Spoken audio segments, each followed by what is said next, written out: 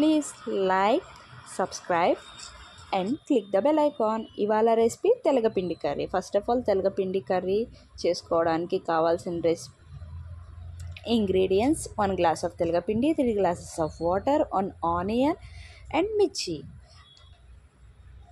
And అలాగే ఇందులోకి taste కరెక్ట్గా సెట్ అవ్వడానికి ఇందులో మనం ప్రాన్స్ వేసుకోవాలి. ఎండివైనా పర్వాలేదు, పచ్చివైనా పర్వాలేదు. First of all stove on చేసుకొని కడాయి పెట్టుకొని కడాయిలో 3 glasses ఆఫ్ వాటర్ వేసుకొని అందులోనే సన్నగా తరుముకున్న పచ్చిమిర్చి, ఆనియన్ కూడా వేసి టేస్ట్కి సరిపడ్డ సాల్ట్ వేసుకొని ఇందాక మనం గ్లాస్తో తెలగపిండి తీసుకున్నాం కదా, ఆ తెలగపిండి కూడా వేసుకొని బాగా కలపాలి. అది కొంచెం దగ్గరకు అయ్యేదారకు మనం కలపాలి. అందులోనే మనం అలాగే పసుపు వేసుకోవాలి, ఎందుకంటే ఇది కొంచెం వైట్ కలర్లో ఉంటుంది కాబట్టి కలర్ చేంజ్ అవుతుంది.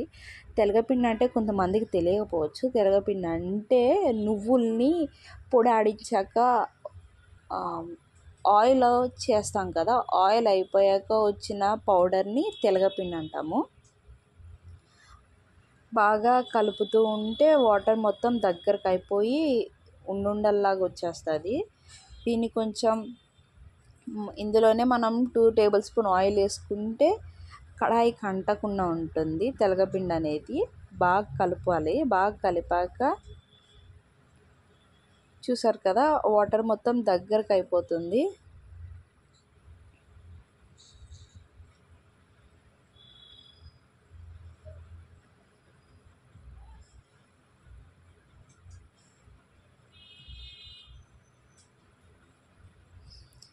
దెన్ అలాగే అందులో కొంచెం కారం వేసుకోండి. నేను కారం స్టార్టింగ్లో వేయడం మర్చిపోయాను.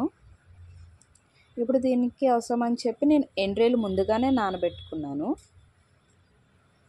చూసారు కదా, ఆయిల్ ఇప్పుడు కడాయి పెట్టుకొని వేరే కడాయి పెట్టి అందులో 2 tablespoon ఆయిల్ వేసి ముందుగా నానబెట్టుకొని 2-3 times వాష్ చేసుకున్న రొయ్యలు ఉన్నాయి కదా, అవి ఇందులో వేసి బాగా ఫ్రై చేసుకున్నాను. నీచు వాసన పోయేదాకా ఫ్రై చేసుకున్నాను. రొయ్యలు ముందుగా నానబెట్టుకొని 3 or 4 times వాష్ చేసుకోవడం వల్ల ఏంటంటే వాటిలో ఏమన్నా డస్ట్ ఉంటే అది పోతుంది కాబట్టి. ఇందులో మనం కచ్చాపచ్చాగా దంచిన ఎల్లుల్లిపాయ కూడా వేసుకోవాలి. రొయ్యలు కొంచెం బాగా ఫ్రై అయ్యాక అందులోనే కచ్చాపచ్చాగా దంచిన ఎల్లుల్లిపాయలు కూడా వేసుకొని తాలింపుకి జీలకర్ర, కరివేపాకు, ఎండుమిర్చి ఇవి వేయాలి కాబట్టి అవి కూడా నేను పక్కన తీసి పెట్టుకున్నాను. ఇవి బాగా బాగా ఫ్రై అయ్యాక అవి వేసుకోవచ్చు. ఇప్పుడు ఇందులోనే జీలకర్ర, కరివేపాకు బాగా ఫ్రై అయ్యాయి కాబట్టి ఇప్పుడు ఇందులోనే జీలకర్ర, ఎండుమిర్చి కూడా వేసుకొని దాని ఇందాక మనం పక్కకి బాయిల్ చేసి పెట్టుకున్న తెలగపిండి ఏదైతే ఉందో అది ఇందులో తిరుగుమాపుడు అంటారు కదా, అట్లా తిరుగుమాపుడు వేసేసుకొని ఒక 5 minutes మూత పెట్టి ఉంచితే అందులో ఏమన్నా చెమ్మ ఏమన్నా ఉంటే వాటర్ కన్సిస్టెన్సీ ఏమన్నా ఉన్నా కూడా ఆయిల్లో బాగా బాయిల్ అయ్యి ఇది తినడానికి జ్యూసీగా టేస్ట్ అయితే సూపర్ ఉంటుంది. ఒకసారి ట్రై చేసి ఎలా ఉందో నాకు కామెంట్ చేయండి. దీనికి కాంబినేషన్ రసం పెట్టుకుంటే ఇంకా సూపర్ ఉంటుంది.